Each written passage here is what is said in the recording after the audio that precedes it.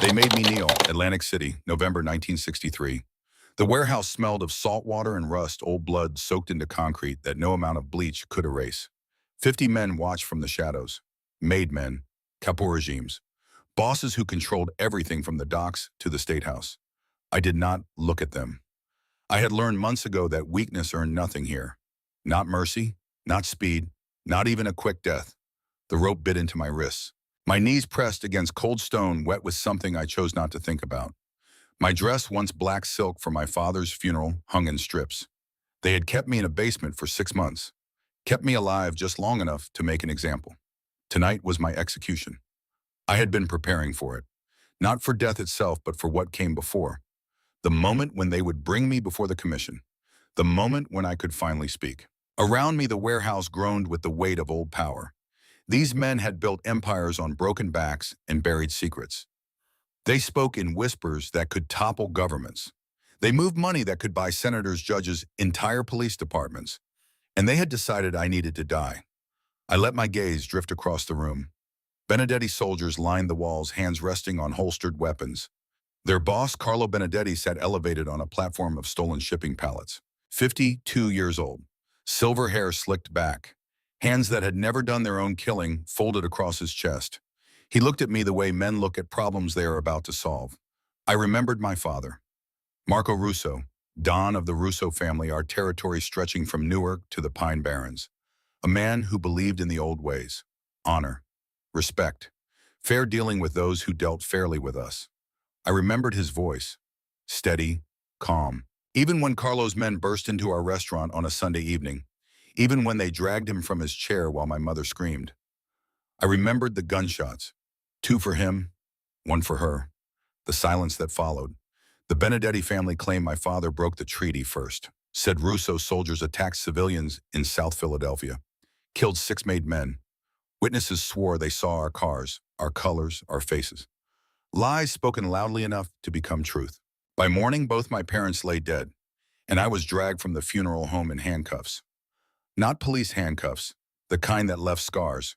For 6 months in Carlo's basement, this hope thinned and rage hardened. One thought kept me breathing. I would destroy the man who murdered my family. After I watched Carlo Benedetti fall the way my father had. Powerless, helpless, stripped of his lies. Only then would death be mine to claim. A door opened. The room went silent. I lifted my head. Vincent Marconi stood in the doorway. The warehouse seemed to shrink around him. 6'2", broad shoulders that carried the weight of the entire commission. Dark suit perfectly tailored.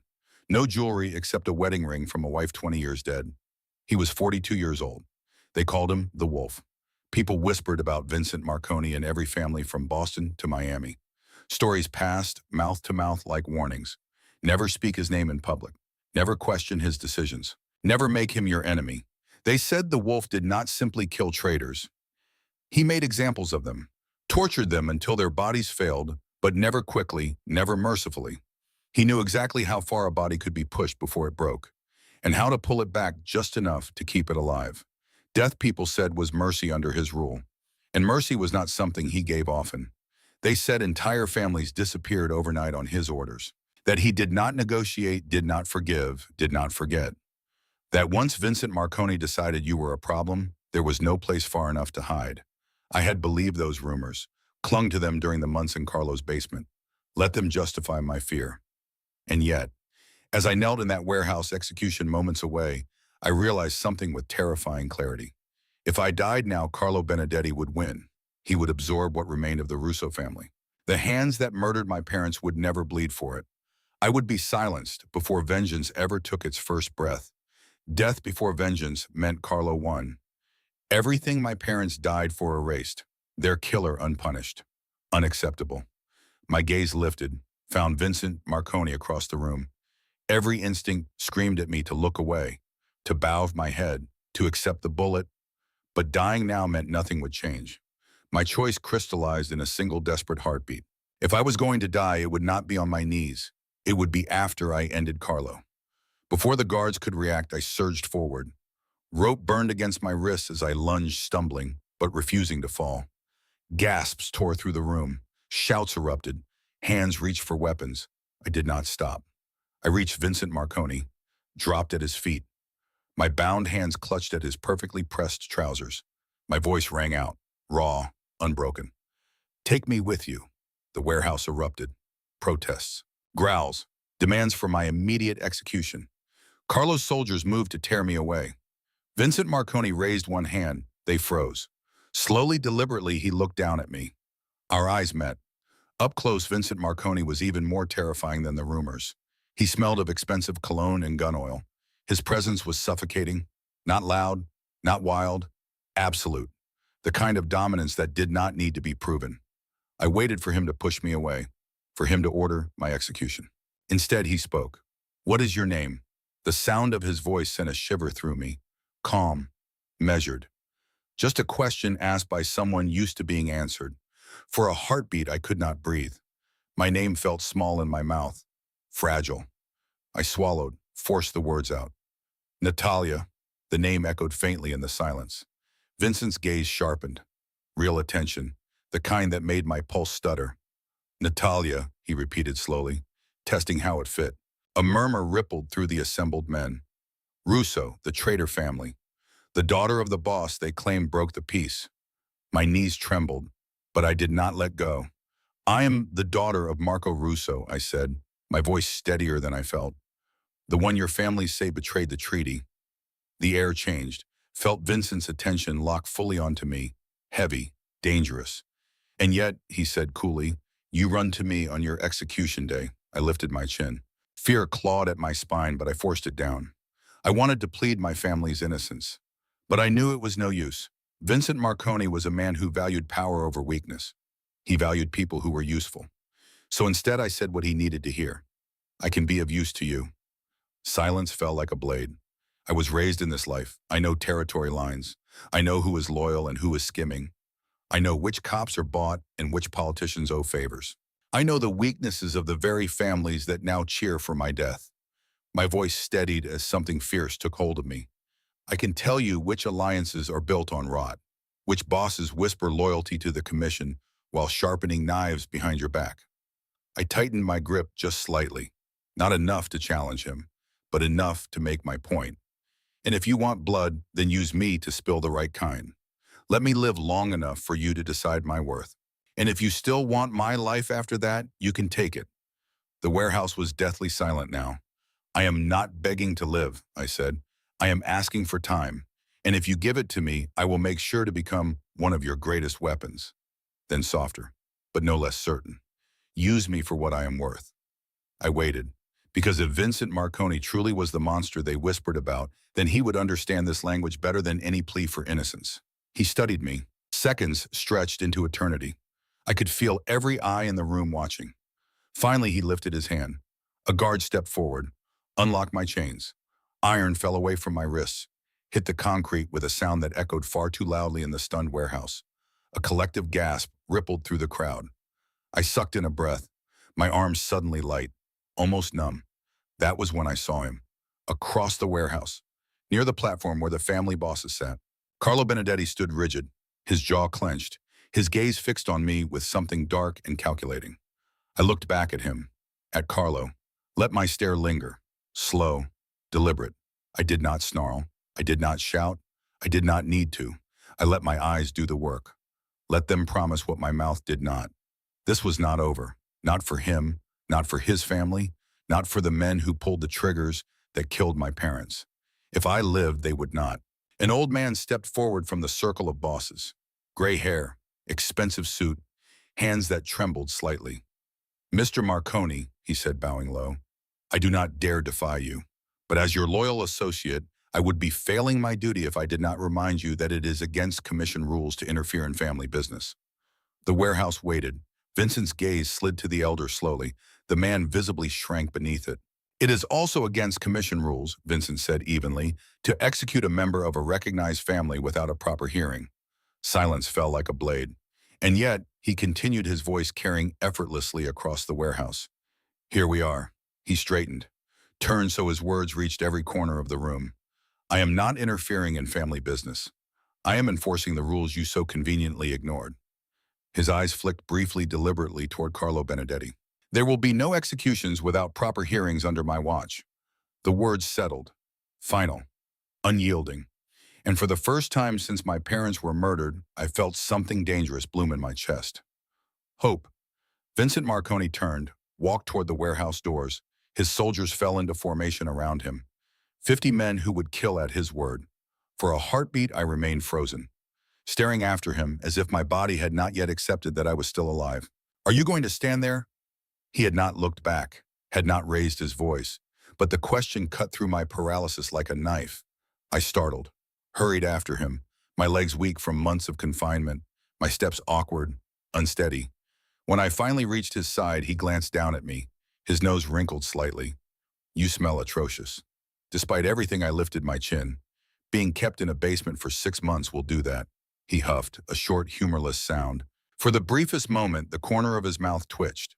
Something that might have been a smile. Cruel. Amused. Then he said nothing more. Outside cars lined the street. Black Cadillacs, Lincolns, chrome gleaming under streetlights. Drivers stood at attention. Soldiers opened doors with mechanical precision. Vincent gestured toward one of the cars. Then, without another word, he walked to a different vehicle, slid into the back seat. The door closed.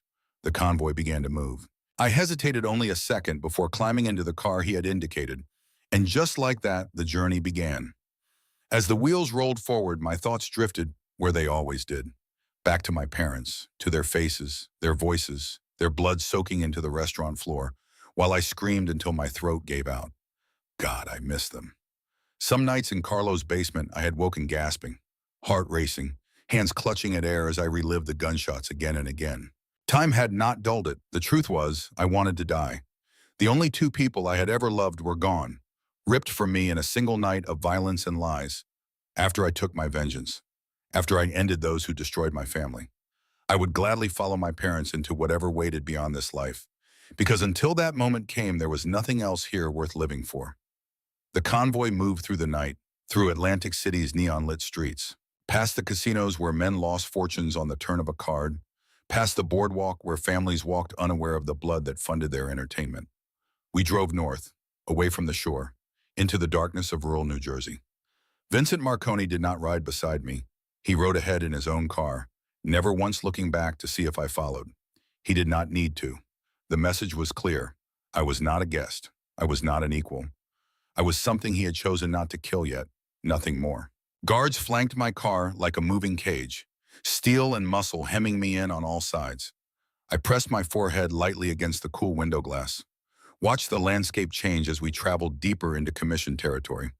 The Pine Barrens stretched dark and endless, forests that had swallowed more bodies than anyone cared to count, roads that appeared on no maps, compounds hidden behind walls and wire. This was not public America. This was the America that existed in shadows, where different rules applied, where power was the only law that mattered. When the estate finally came into view, my breath caught. Despite myself, it rose from the forest like something carved from old money and older violence. Stone walls, iron gates, guard towers disguised as decorative turrets. The main house sprawled across manicured grounds, 3 stories of wealth earned through blood. No flags flew. No welcoming light softened its silhouette. The estate did not invite, it warned. This was not a home. It was a fortress built to endure wars, betrayals, and the endless cycle of vengeance that defined this life.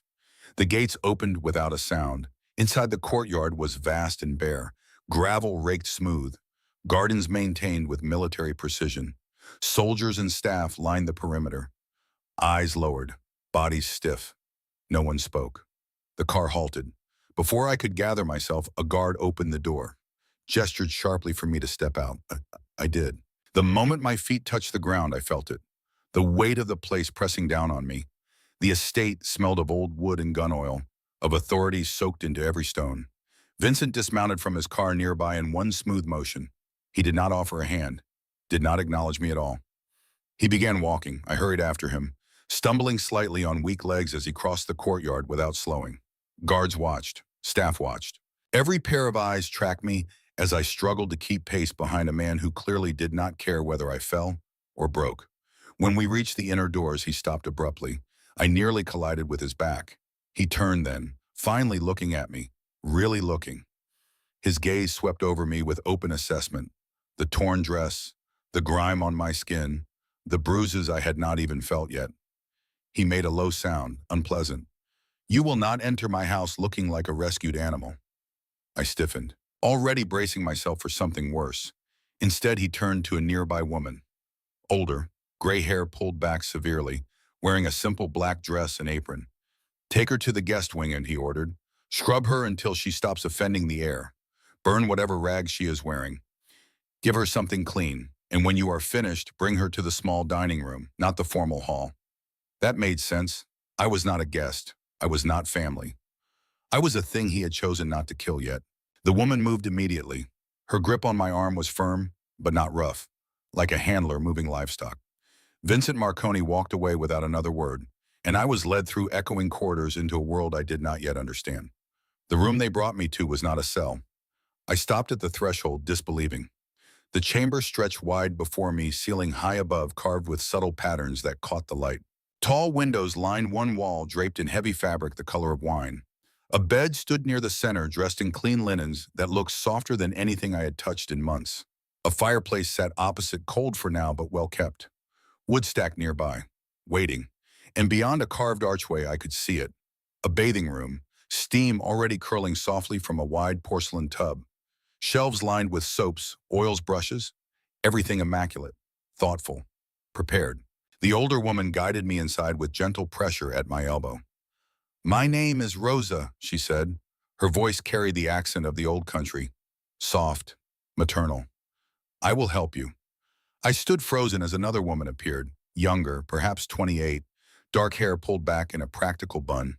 She carried fresh towels and a robe. This is my daughter, Lucia, Rosa said. Lucia smiled at me, actually smiled, like I was a person, not a problem to be solved. They said nothing more as they worked. Hands guided me gently but firmly toward the bathroom. They stripped away what remained of my ruined dress, lowered me into the bath. Warmth seeped into my bones, shocking in its kindness. I had not felt clean water in 6 months. Carlo's basement had a bucket, a hose sometimes, nothing that could be called bathing. Rosa and Lucia scrubbed months of basement from me. Brushes scraped grime from my skin, soap lathered. Water poured over my hair again and again until it ran clear instead of gray.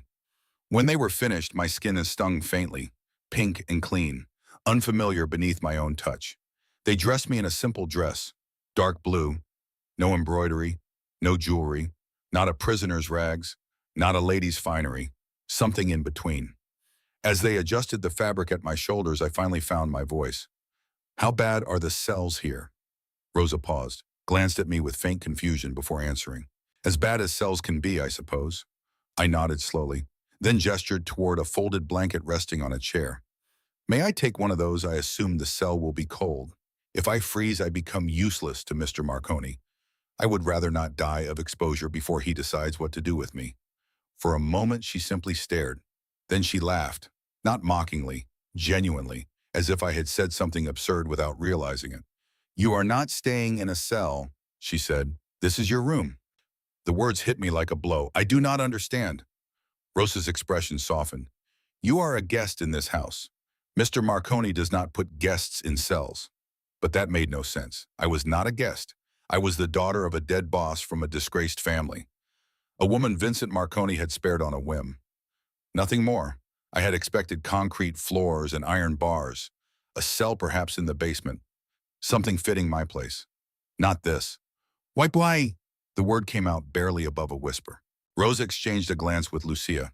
Some unspoken communication passed between them. You will understand in time, Rosa said gently. For now, rest. Mr. Marconi has summoned you to dinner. I will come get you when it is time. They left me alone. I lay on the bed staring up at the canopy.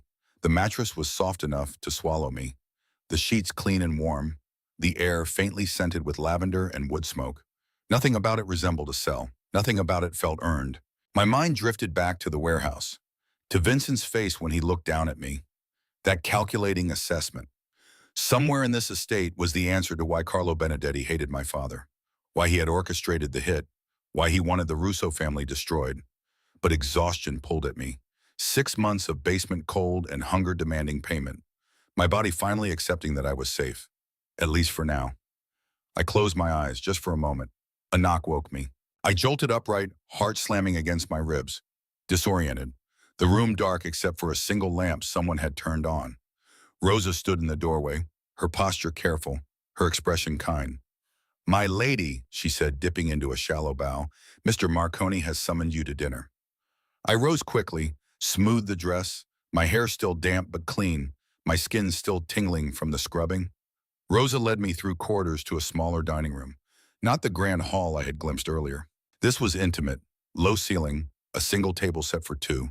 Vincent Marconi was already seated. He did not rise, did not smile. Rosa and I bowed together.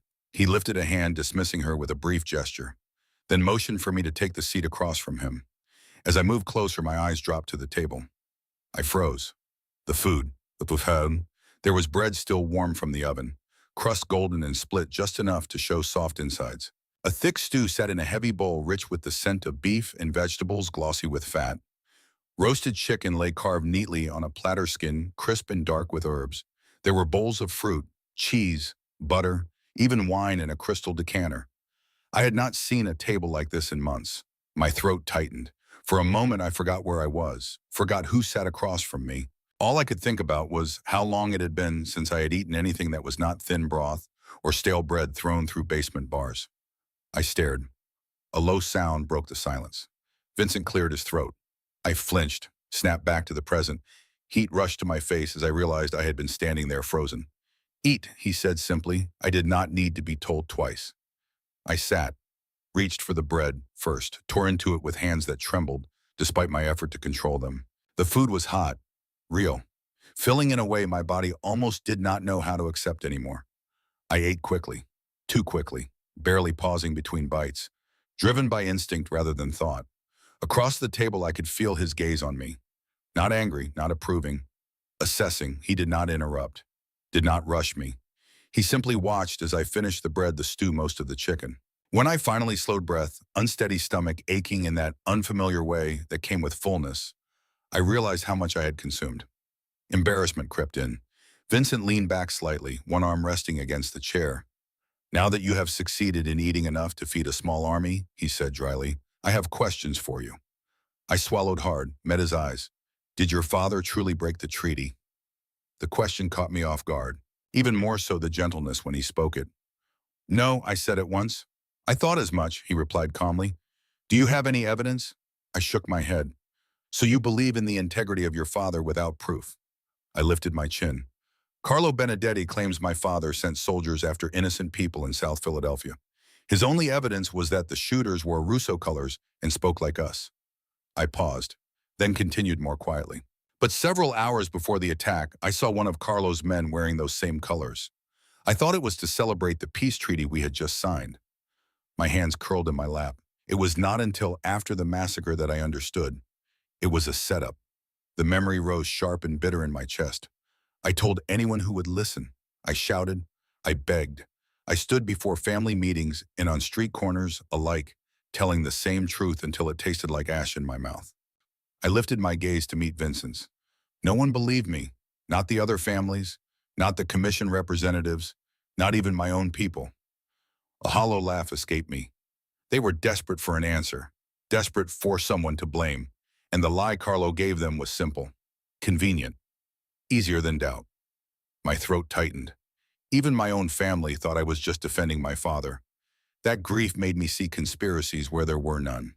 Vincent listened without interrupting, his expression unreadable. When I finished, silence settled over the table. Heavy but not hostile, at last he spoke. "What I do not understand is why they kept you alive. Why did they not kill you with your parents?" The question landed hard. I took a breath, steadying myself. "Because killing me would not have given Carlo what he wanted." His eyes narrowed slightly, a signal for me to continue. "Carlo wanted me to marry his son Angelo. He wanted complete control of the Russo family. If I became his daughter-in-law, my people would have followed. They would have believed the alliance was legitimate, that even Marco Russo's daughter had accepted it." I swallowed. "Carlo wanted my family to think I chose him."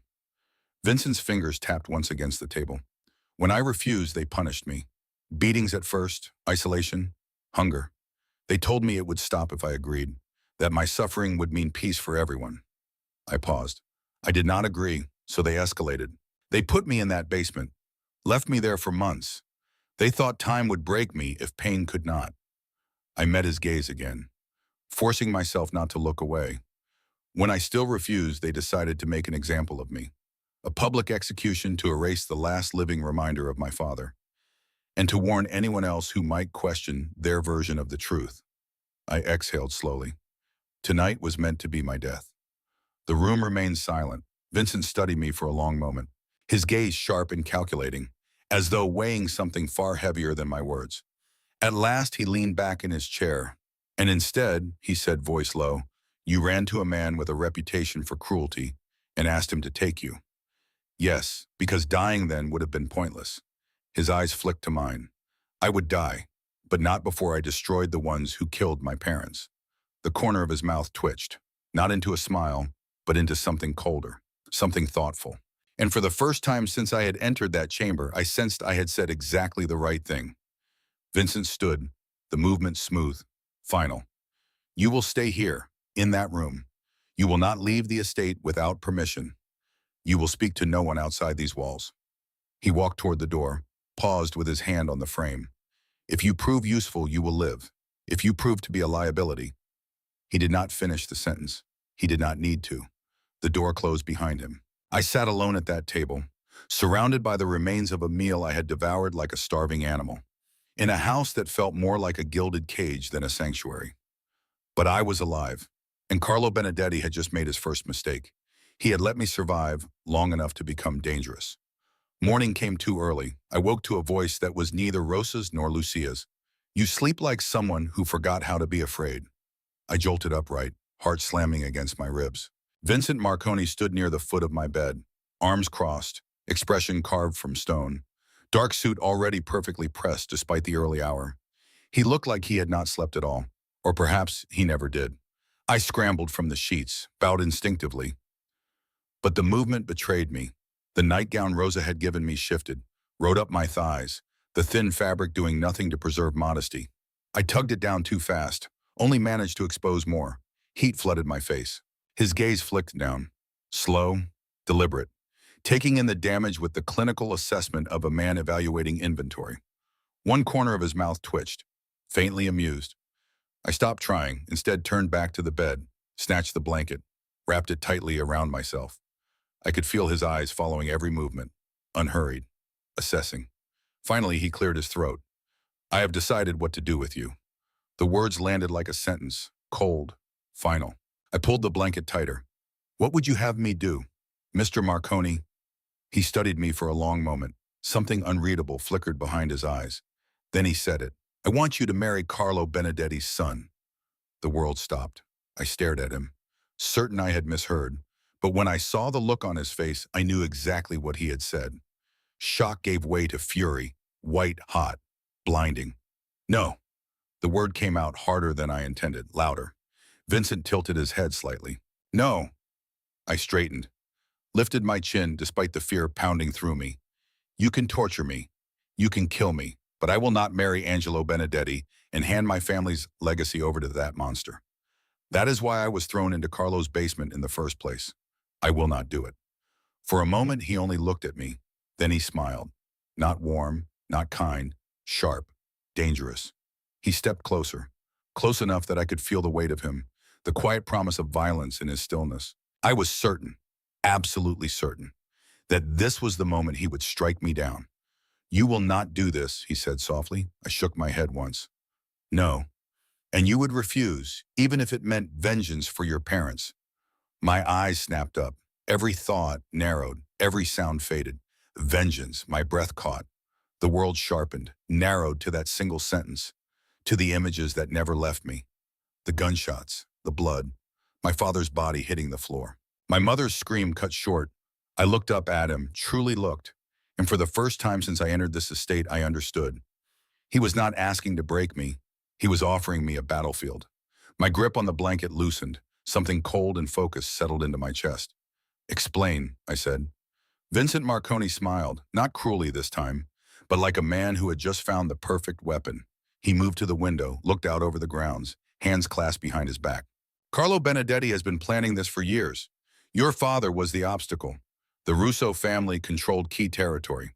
Newark, the ports, Roots that Carlo needed to expand. As long as Marco Russo stood independent and loyal to the commission, Carlo could not move. I listened, silent. So he destroyed your father, made it look like a treaty violation, turned the other families against the Russos, isolated you, killed your parents, took everything. His voice remained even, factual, as though discussing business rather than murder. But Carlo made one mistake. He kept you alive. Why? The word escaped before I could stop it. Vincent turned to face me, because he wanted to absorb the Russo family completely. Not through war, through marriage. If you married his son, the remaining Russo soldiers would follow. They would believe the alliance was legitimate. Understanding dawned like ice water. He wanted my people to think I chose them, I said quietly. Exactly. Vincent's gaze sharpened. When you refused, he had to eliminate you. But he had to do it publicly. A commission hearing, an execution that would erase the last living reminder of your father and warn anyone else who might question his version of the truth. I swallowed hard. So what changed? I did. Vincent moved away from the window. I had been watching Carlo for a long time, years, waiting for him to make a mistake large enough to justify commission intervention. He stopped, met my eyes. You are that mistake, Natalia. The sound of my name in his voice sent a shiver through me. I do not understand. How does marrying Angelo help? Vincent's expression remained unreadable. Because Carlo will believe he has won. He will think you have finally broken. That the months in his basement, the execution, my refusal to protect you, all of it convinced you that survival matters more than honor. He stepped closer. You will go to him, beaten, bloodied. You will tell him I am worse than the rumors, that I tortured you, that you tried to be useful but I am paranoid, unstable, that you finally understand what kind of man rules the commission. My pulse quickened. You will tell him you have realized the truth, that survival does not belong to the righteous. It belongs to the ruthless. And if you have to choose between two monsters, you will choose the one who offers comfort instead of cruelty. He will not believe me, not just words. No, whooped. Vincent's smile returned, cold, calculated. You will give him proof, not proof against me, proof for himself. He moved to a small desk in the corner, opened a drawer, removed a folder. You will give him names, commission members who supposedly oppose me, families who whisper about rebellion, bosses who question my authority. Vincent laid the folder on the bed between us. Every name in here is loyal to me, handpicked, trained to look doubtful, to sound hesitant. They have been playing this role for months, waiting. I stared at the folder. Carlo will believe you because you will be telling him exactly what he wants to hear. That I am unraveling, that my paranoia is pushing allies away, that the commission is fracturing. Understanding clicked into place. And once he believes that he will move too soon, he will demand too much, expose himself. And when he does, the trap will close. Silence settled over the room. I looked at the folder. At Vincent, at the choice laid bare before me. What do you need me to do? I asked. Vincent's expression did not change, but something flickered in his eyes. Approval, perhaps, or recognition. Marry Angelo Benedetti, become part of Carlo's inner circle, access his records, document his crimes, record his conversations. Give me evidence that will stand before the full commission. He paused. And when the time comes, testify against him. I thought of my father, my mother. 6 months in Carlo's basement. The lies that destroyed my family. How long? I asked. 3 weeks. Enough time to establish trust. Not so long that suspicion sets in. And if I am discovered, Vincent's gaze held mine, then you will die. Slowly, painfully. Carlo does not forgive betrayal. I nodded slowly. And if I succeed, then Carlo Benedetti and everyone who helped him will face commission justice. Public, permanent. The Russo family will be restored. Your name cleared. Your parents avenged. The offer hung between us like a blade. Everything I wanted, at the cost of everything I feared. I met his eyes. There is one problem. What? I look healthy, rested. Carlo will never believe you tortured me if I show up like this. Vincent's jaw tightened. I know. Silence. You will have to hurt me. Make it real. Broken bones, bruises, cuts. Enough that he believes I barely escaped with my life. Vincent's hands curled slowly at his sides. No. I blinked. No, I will not do it. His voice was flat. Final. Despite everything, I almost laughed. Is the ruthless wolf afraid of a little blood? His eyes snapped to mine, sharp, furious. Watch your mouth. But there was no real heat behind it. I refuse to hurt a woman, he said, voice low, unyielding. I stepped closer, close enough to feel the warmth of him. The restrained violence coiled beneath his skin like a beast on a chain. You do not get to be precious now, not after everything. He exhaled through his nose, frustration bleeding into the room. I have asked you already, and I will ask again. Can you take the pain? I did not hesitate, did not soften the truth. I survived 6 months in Carlo's basement. Broken ribs, split skin, starvation, days without light, weeks without hope. I can survive whatever you need to do. Something dark passed over his face. Anger flared there, real and sharp. His hands curled at his sides, fingers flexing as if he wanted to crush something unseen. I noticed. Of course I did. I smiled faintly. You look like you are starting to care. He scoffed immediately. Do not flatter yourself. I would never worry about a rat like you. I simply want my weapon to come back intact so I can keep using it. The words were cruel, but they rang hollow, because I saw it then, the tension in his shoulders, the way his hands curled slowly as if restraining something he did not want to feel. He cared, not in the way poets wrote about, not gently or openly, but in the way broken things recognize one another. We shared the same kind of scars. We were companions in that sense, bound not by comfort but by understanding. When I asked, Vincent looked away, jaw working. Tomorrow morning, we will do it quickly, cleanly, nothing permanent. My arm, break it. Carlo will believe that. He has seen you break bones before. Vincent's face went carefully blank. How do you know that? Everyone knows that, Mr. Marconi. He said nothing for a long moment, then quietly, get some rest. Tomorrow will be worse than anything Carlo did to you. He turned to leave. Mr. Marconi. He stopped, did not turn around. Thank you for giving me this chance, his shoulders tensed. Do not thank me yet, Natalia. You may not survive what comes next. The door closed behind him. I stood alone in the room. The folder still on the bed, the plan laid bare. Tomorrow, Vincent Marconi would break my arm, bruise my face, make me look like a woman who had barely escaped with her life. Then I would crawl back to Carlo Benedetti, beg for the marriage I had refused, infiltrate his family from within. And when the time came, I would destroy him. I looked down at my hands. They were not shaking. For the first time in 6 months, I felt something other than grief or rage. I felt purpose. The next morning came faster than I wanted.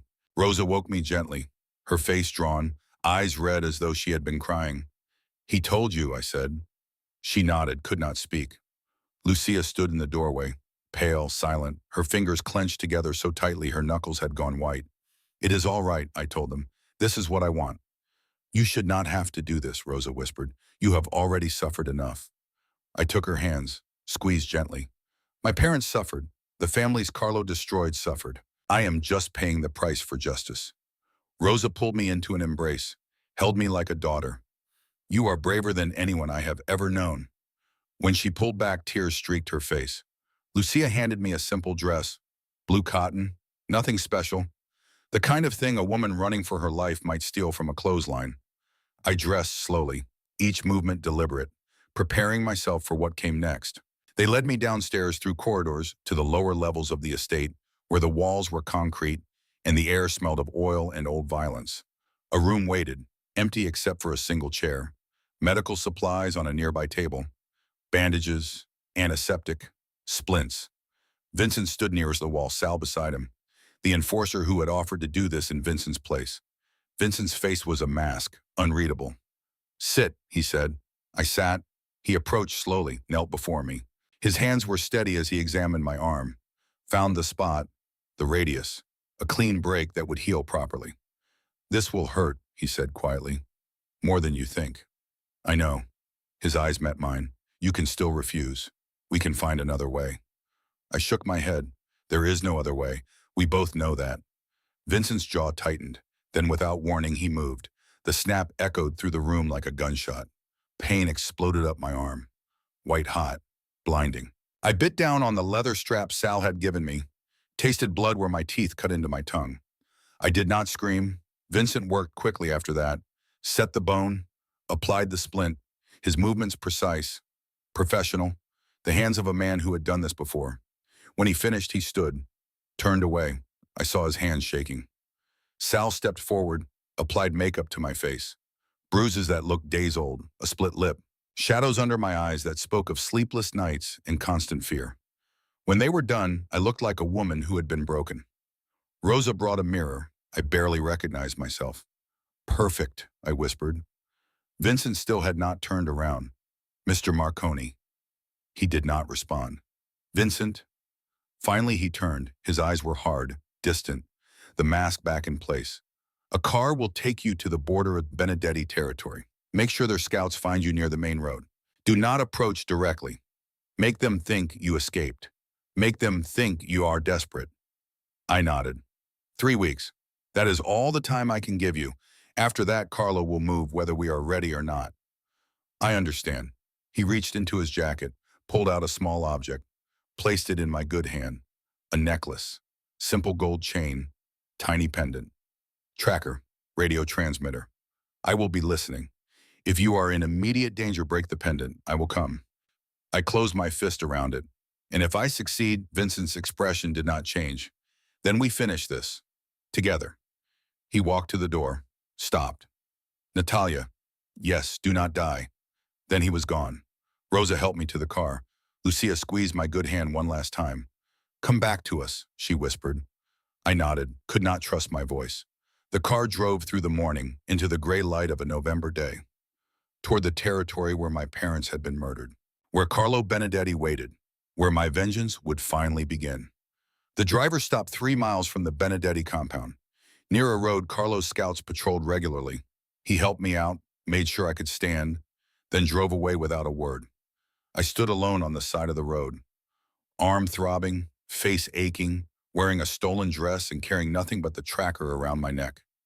I started walking, limping, stumbling, playing the part of a woman who had barely escaped with her life. Within 20 minutes, a car appeared. Benedetti soldiers. They found me collapsed by the roadside. Weak, bleeding, broken, exactly as planned. They lifted me roughly, shoved me into the back seat. Boss is gonna want to see this one of them said. I closed my eyes. Let them think I was unconscious. Let them think I was defeated. But inside, behind the mask of pain and fear, I smiled. Carlo Benedetti had no idea what was coming. They brought me to the social club. Not the basement this time. Carlo wanted witnesses. Wanted his men to see the daughter of Marco Russo crawling back broken and desperate. The room smelled of cigar smoke and espresso. 20 soldiers lined the walls. Caporagim sat at card tables pretending not to watch. Everyone knew why I was here. Carlo sat in his usual chair, elevated slightly, king of his small domain. He did not stand when they dragged me in. My arm hung at an unnatural angle, the splint visible beneath torn fabric. Bruises covered my face, real ones now earned during the rough transport. Blood crusted my split lip. I dropped to my knees before him. The pain was real. The tears that came were real, but the fear was a lie. Well, well, Carlo drawled, voice thick with satisfaction. Look what crawled back. I kept my head bowed, let my shoulders shake. Please, I whispered. I cannot go back there. Back where? Carlo leaned forward. Speak up, girl. To him, to Marconi. Please, Don Benedetti, I was wrong about everything. Silence fell over the room. Carlo studied me, eyes narrowed, calculating. You refused my son, spat on my generosity, and now you come begging. I was a fool. The words came easier than I expected, maybe because part of them was true. I had been a fool, just not in the way Carlo thought. I believed in honor, in the old ways. I thought if I held firm, if I refused to compromise, someone would see the truth. I lifted my head, let him see the bruises, the broken spirit I had carefully constructed. But the truth does not matter. Power matters, and I chose the wrong side. Carlo's expression shifted. Interest flickered behind his eyes. What did Marconi do to you? I told him the story Vincent and I had crafted, how the wolf had questioned me for days, how he wanted names of Russo loyalists still operating in our territory, how he threatened worse if I did not cooperate. I tried to be useful, I said, voice breaking. I told him about territory lines, about the families, about everything I knew. And He called me a liar, said my father was a traitor and the daughter of a traitor could not be trusted. He said I was only alive because killing me immediately would look suspicious to the commission. Carlo leaned back, satisfaction spreading across his face like oil. So the wolf is not so different from the rest of us after all. No, I whispered. He is worse because he pretends to be honorable while he destroys people. I let silence stretch, then delivered the final piece. He is also losing control. Carlo went very still. What do you mean, the commission? I said quietly. It is fracturing. I heard things. In his house, arguments, phone calls, families questioning his decisions. I reached into the pocket of my dress with my good hand, pulled out the paper Vincent had given me. Names written in my own blood during the car ride. Names of commission members supposedly turning against the wolf. Carlo took it, read slowly. I watched his face, watched greed replace suspicion, watched ambition override caution. Why are you telling me this? He asked. But his tone had changed. He was interested now. Because I finally understand, I said. You were right. My father was weak. Honor made him weak. It got him killed. It got my mother killed. And it almost got me killed. I met his eyes, let him see what he wanted to see. Defeat, acceptance, surrender. I will marry your son, I said. I will do whatever you need. Just do not send me back to Marconi. Carlo studied me for a long moment. Then he smiled, slow, victorious. Welcome to the family, Natalia. The wedding happened fast. 3 days later, no ceremony, no celebration. Just a priest, a handful of witnesses and words spoken in a room that smelled of old violence. Angelo Benedetti stood beside me, 29 years old, thin, nervous. His hands shook as he slipped the ring onto my finger. Carlo watched from his chair, Francesca beside him. The real power behind the throne. She studied me with eyes that missed nothing. When the priest pronounced us married, Angelo kissed my cheek, gentle, almost apologetic. That night in the room they gave us, he finally spoke. I know you do not want this. His voice was quiet, sad. Neither do I. I turned to look at him, really look. Then why? Because refusing my father means death. He moved to the window, stared out at nothing. For both of us, I have been trying to leave for years, but there is no leaving this life. Not alive. Something in his voice made me pause. What do you mean? Angelo was silent for a long moment. Then he turned, met my eyes. I know who you are, Natalia. I know what my father did to yours. My heart stopped. I know he orchestrated the hit, framed Marco Russo, murdered innocent people to start a war. Angelo's voice shook, and I have been documenting it, everything, for 3 years. He moved to the dresser, pulled out a false bottom, revealed stacks of ledgers, photographs, recordings. I have been passing information to the FBI, he said quietly, but they cannot move, not yet. Why not? Because my father has federal judges, prosecutors, FBI agents on his payroll. Angelo's voice was bitter. Every time I gave them evidence, someone would warn him. Files would disappear. Witnesses would recant. He looked at me. That is why I need someone outside the system. Someone the commission will listen to. Someone my father does not own. I stared at the evidence. At Angelo. At this gentle man trapped in a monster's shadow. Why are you telling me this? I whispered. Because maybe you are brave enough. He closed the drawer. Maybe together we can end this. I wanted to tell him the truth. That Vincent was listening, that we were already building the trap, that Angelo was not alone. But I could not yet. So instead I said, show me everything. The next 2 weeks were the longest of my life. During the day I played the role of dutiful daughter-in-law, sat with Francesca during coffee, learned the household routines, smiled when Carlo's men made jokes about my father. Each smile cost a piece of my soul. But at night, Angelo and I worked. He showed me his evidence, explained the network, the money flows. The bodies buried in the Pine Barrens, the politicians bought, the judges owned, 3 years of careful documentation. Building a case that could survive Carlo's lawyers. I photographed everything, copied ledgers, memorized names and dates, and I passed it all to Vincent through dead drops Lucia arranged. But Francesca was watching, always watching. The first test came on day 5. She invited me to lunch. Just the two of us. In a restaurant Carlo owned where every waiter was a soldier. You have settled in well, she said, voice pleasant, eyes cold. I am grateful for the chance to start over. Are you, Francesca sipped her wine, or are you just good at pretending? My heart raced. but I kept my expression calm. I do not understand. I think you do. She leaned forward. I have been doing this for 30 years, girl.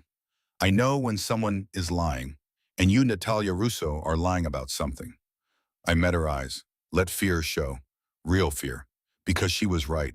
And if she pushed, if she searched my room, she would find the camera, the copies, the evidence. You are right, I said quietly. She raised an eyebrow. About what? I am lying. I looked down at my hands. About being grateful.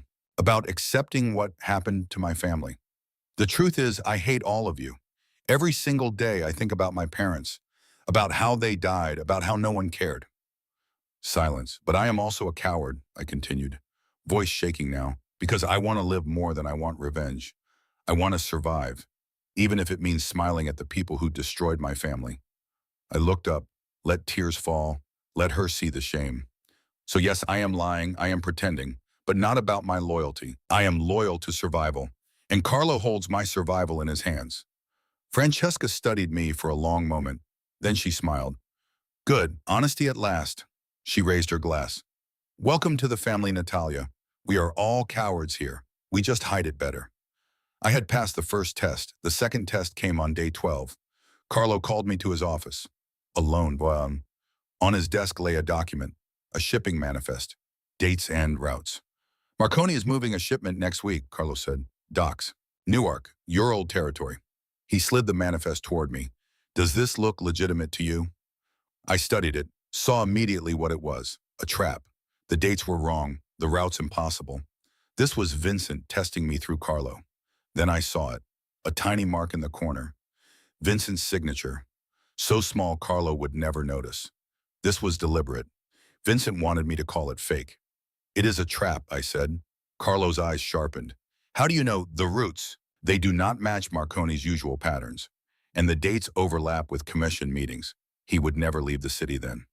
I pointed to the manifest. Someone is trying to draw you out, to make you commit resources to an ambush that will fail. Carlo studied the document again, slowly nodded. You are smarter than you look, girl. I told you I was raised in this life. He smiled, actually smiled. Maybe you are worth something after all. I had passed the second test, but the third test would be the hardest. Day 18. Francesca came to my room while Angelo was out. Her face was cold, hard. Come with me. She led me to the basement, the same basement where I had spent 6 months in darkness. My blood turned to ice. At the bottom of the stairs, 2 soldiers waited. Between them, a man knelt, bloodied, beaten. I recognized him, one of Vincent's low-level associates, someone who ran numbers in Newark. This man was found near our territory, Francesca said, watching, taking notes. She circled him slowly. He says he works for Marconi, says the wolf sent him to spy on us. My stomach dropped. Francesca stopped, turned to me. I want you to kill him. The room went silent. What? The word came out strangled. Kill him. Francesca pulled a pistol from her jacket, held it out. Prove your loyalty. Prove you have left your old life behind. Kill one of Marconi's men. When I stared at the gun, at the man, at Francesca's cold eyes. This was the real test. Everything before had been preliminary. If I refused, she would know, would tell Carlo, would search my room, find the evidence, kill Angelo and me both. The man looked up at me, blood streaked his face, terror in his eyes. But then I saw it, a tiny nod, so small I almost missed it. Permission. Vincent had prepared for this, had told his people what might be required. And this man, this soldier in the Wolf's army, was willing to die to maintain my cover. My hands shook as I took the gun. It felt like holding death itself. Do it, Francesca said, or we will know the truth. I raised the pistol, aimed at the man's head. He closed his eyes, lips moving in silent prayer. My finger found the trigger. Time slowed. I thought of my father, my mother, the 6 months in this basement, the lies that destroyed my family. I thought of Vincent, listening through the tracker, knowing what was happening, unable to stop it. I thought of Angelo, gentle Angelo who had spent 3 years building a case because he was not brave enough to pull a trigger. But I was. I pulled the trigger. The shot echoed through the basement like thunder. Salvatore jerked. Blood exploded from his chest, the squib hidden beneath his shirt detonating perfectly. He fell. Francesca smiled. Welcome to the family, Natalia. She turned to the soldiers. Dump him in the pine barrens. Let the wolves have him. They dragged Salvatore's body away. He did not move, did not breathe. The training Vincent's men received was thorough. Francesca left me there alone. I waited, counting seconds, making sure she was gone, then whispered toward the tracker around my neck. Sal, river drop point, 30 minutes maximum. Vincent's voice came through barely audible. Team is already positioned. He will be fine. My hands started shaking then. Now that Francesca could not see. His name, I said. I need to know his name. Silence. Then Salvatore Messina, 42, 3 children. He volunteered Natalia. He knew what this meant. That does not make it easier. No, Vincent said quietly. It never does. When I climbed those stairs, Angelo was waiting, his face pale. I heard the shot. I walked past him, could not speak. Even though I knew Salvatore would live, the weight of that moment sat heavy in my chest. That night, Vincent confirmed through the tracker. Salvatore is safe, hypothermia, some bruising from the fall into cold water, but alive.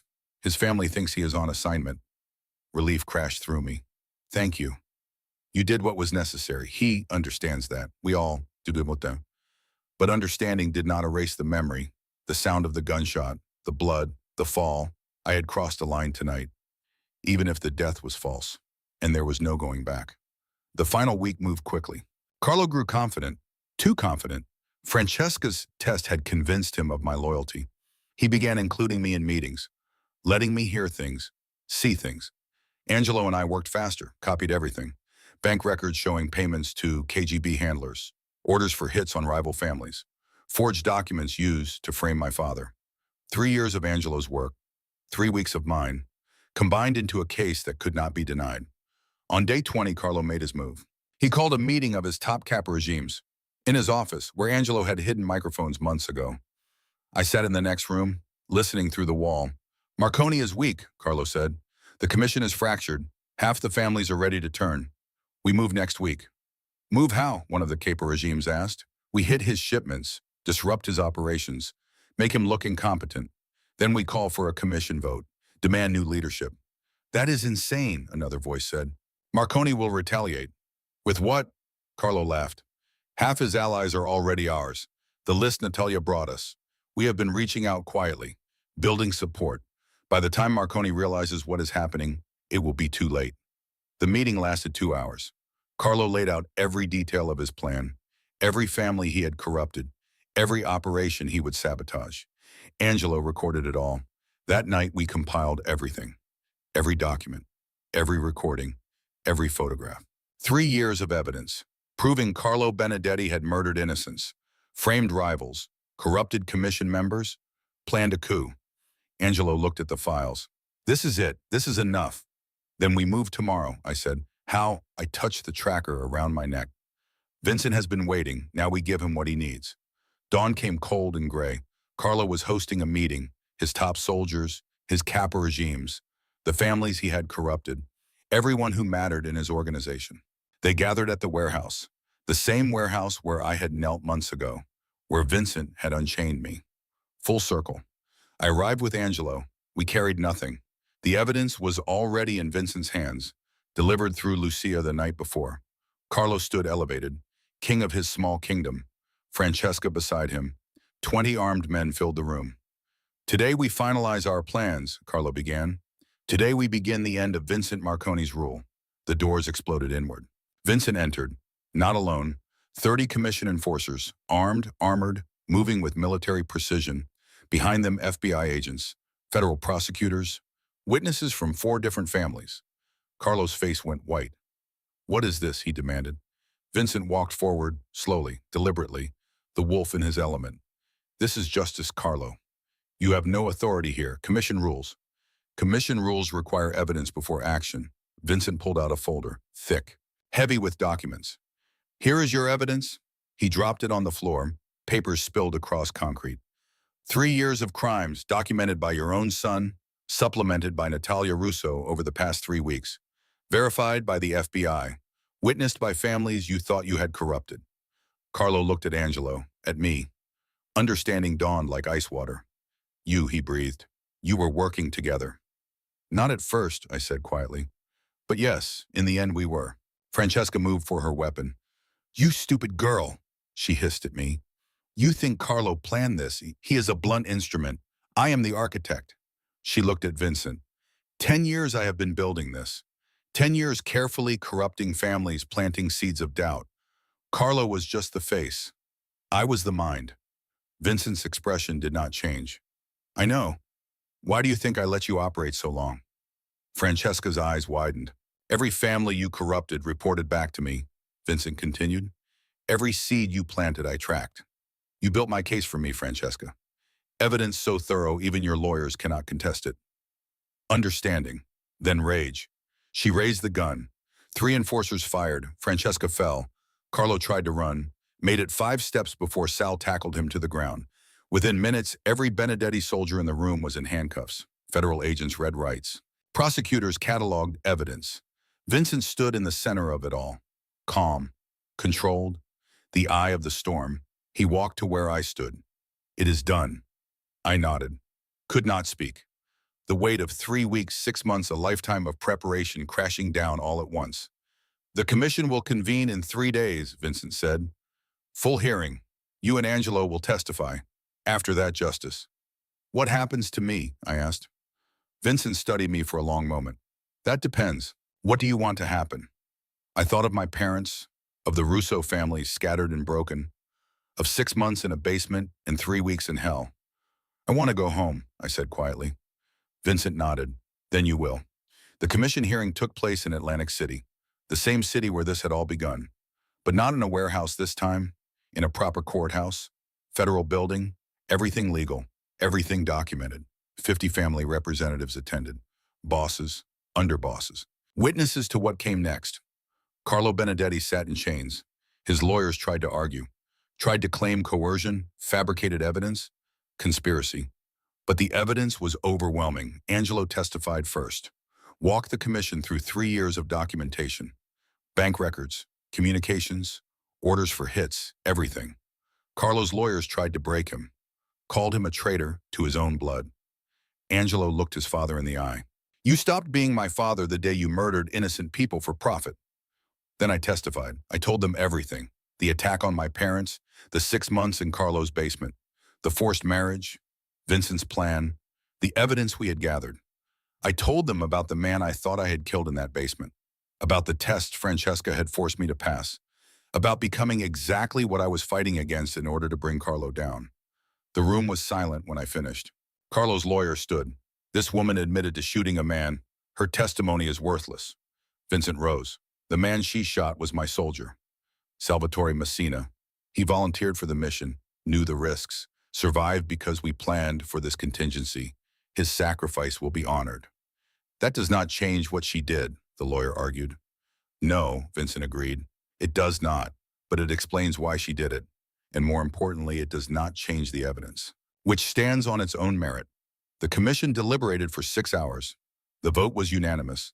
13 families, 0 dissent. Guilty on 43 counts of murder, conspiracy, racketeering, in violation of commission law. Carlo Benedetti was sentenced to death. Old country style, public, as a warning.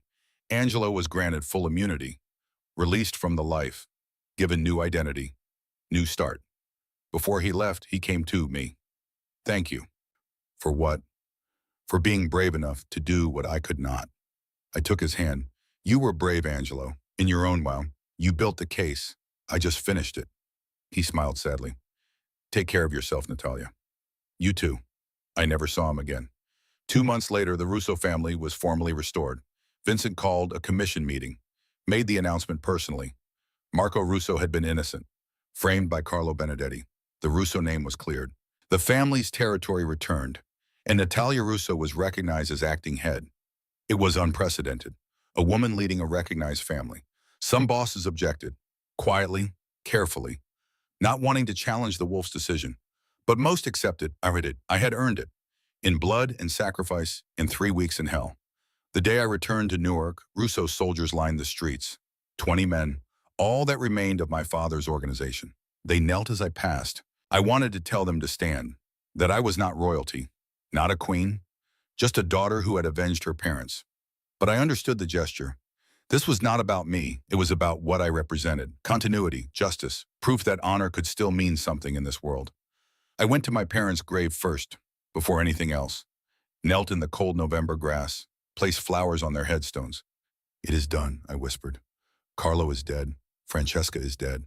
Everyone who helped them is in federal prison. The Russo name is cleared. The wind blew cold across the cemetery. Bare trees rattled overhead. I stayed until dark, talking to them, telling them everything that had happened, apologizing for the things I had done, the person I had become. When I finally stood, someone was waiting. Vincent Marconi, 20 feet away, hands in his pockets, watching silently. I walked to him. How long have you been there? Long enough. We stood in silence. Two people shaped by violence and betrayal, by loss and vengeance. What will you do now? He asked. I looked back at the graves, at the city beyond, at the life I had chosen. Rebuild, I said quietly. The Russo family was more than my father, more than territory. It was people, families, businesses built over generations. Carlo destroyed that. I am going to bring it back. Vincent nodded slowly. It will not be easy. Nothing worth doing is. The commission will be watching. Some families will test you, try to take advantage. I met his eyes. Let them try. He smiled, actually smiled. You have learned well. I had a good teacher. Vincent was quiet for a moment. Then the commission has an opening. With Carlo gone, we need a new representative from this territory. My heart stopped. You are offering me a seat. I am offering you a choice. I looked back at my parents' graves. My father had believed in the commission, believed the system could work. That belief got him killed, but isolating himself had made him vulnerable. Vincent was offering something different, a voice, power, protection. My father trusted the system, I said slowly, and the system failed him. The system failed him because he was not part of it, Vincent replied. He operated independently, hoped fairness would protect him. It did not. He stepped closer. From inside the commission, you can ensure no one else's family is destroyed the way yours was. You can protect the Russos, guide policy, have a voice when decisions are made. I thought about it, really thought. I accept, I said finally, but on one condition. Vincent raised an eyebrow. The Russo family rebuilds first, operations restored, soldiers returned, territory secured. Only then do I take the seat. I will not represent a family that exists only in name. He smiled. Agreed. 6 months to rebuild, then you join the commission. Vincent extended his hand. I took it. Welcome to the commission, Natalia Russo. Your father would be proud. We walked from the cemetery together, two wolves shaped by violence, survivors of betrayal. At the gates, Vincent stopped. The man you shot in the basement. Salvatore. He recovered fully, back with his family now. They were told he was injured during an assignment. They never knew how close it came. Relief and guilt tangled in my chest. I am glad. He does not blame you. None of us do. You did what the mission required. That does not make it easier to forget. No, Vincent agreed. It should not. The day it becomes easy is the day you have lost yourself. He started to leave. Vincent, he turned. Thank you for everything. He nodded once, then disappeared into the darkness. I stood alone at the cemetery gates, 24 years old, head of the Russo family, future commission representative, survivor. Inside the compound, two women waited. Rosa pulled me into an embrace the moment I entered. Child, you came home. Lucia stood beside her, tears streaming. We listened to the hearing, your testimony, everything you endured. Your parents would be so proud. I could not have done this without you, I said quietly. The dead drops. The messages passed to Vincent's people. You risked everything. Rosa cupped my face. You are family, Natalia. Real family. That is what we do. We stood there together. 3 women who had survived Carlo's world, who had fought back in the only ways available to them. Tomorrow I would begin rebuilding, would meet with the remaining Russo soldiers, would restore operations, prove I could lead. Tonight I would let myself feel it all. The grief, the victory, the cost. I walked through Newark streets one last time, past restaurants where old men played cards, past shops my family had protected for generations, past corners where Russo soldiers would stand again. When I reached the old Russo compound, I stopped. Looked up at the building where I had grown up. The windows were dark now, but they would not stay dark. I would bring light back to this place, bring my family home, and I would make sure that what happened to my parents, the lies, the betrayal, the powerlessness, never happened to another commission family again. That was my promise to them, to myself. To the man who had risked death with honor so I could complete this mission. I climbed the steps, put my key in the lock. The door opened. I stepped inside. Home.